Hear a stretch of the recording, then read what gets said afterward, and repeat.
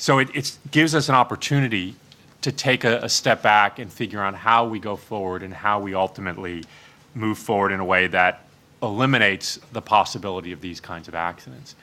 And one of the keys to that certainly is the active involvement and engagement of the public. Decisions about nuclear technology are often controversial. They are often very difficult, involving sometimes science that has limited consensus among technical experts. And so it's incumbent to fully engage the public and be active on the part of the government, on the part of the utilities, on the part of the citizens, to be active participants in this endeavor. So that's why it's so important to have the public fully engaged. There will invariably be setbacks in this work, and it's important to have a good dialogue and a good debate, not only to be able to communicate these setbacks as they occur, but ultimately to be able to solicit and get the best advice and recommendations about how to move forward with many of these issues.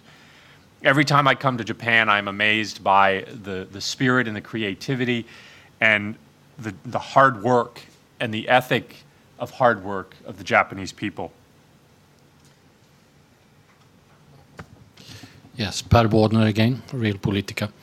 I wonder what is your reaction to Mr. Abe's talks about everything is all right, no problem, etc., etc. And the question is for the three of you.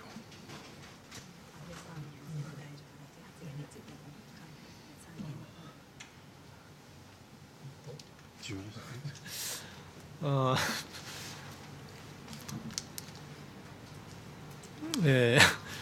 非常に間違った発言だと思います。I believe this is a very wrong expression.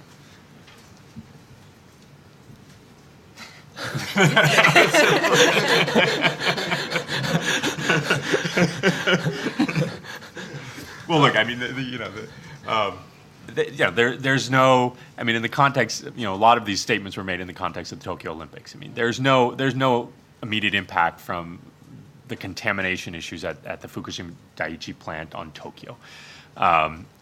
It is an ongoing challenge. It is to some extent what was unleashed was a force beyond human control. What you can do is try and mitigate that, but you can't really control it. I mean, you cannot control groundwater. You can try and do things to mitigate the impact of that groundwater on the site. But whether it's an ice well, whether it's Mr. Tsutsuy's proposal, whatever system you build groundwater will find a way around it and into it and affect it.